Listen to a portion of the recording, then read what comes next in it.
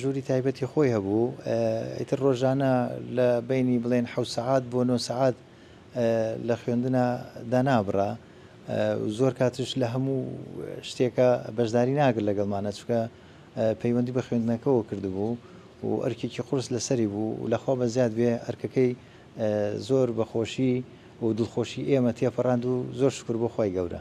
هەستان چۆنە؟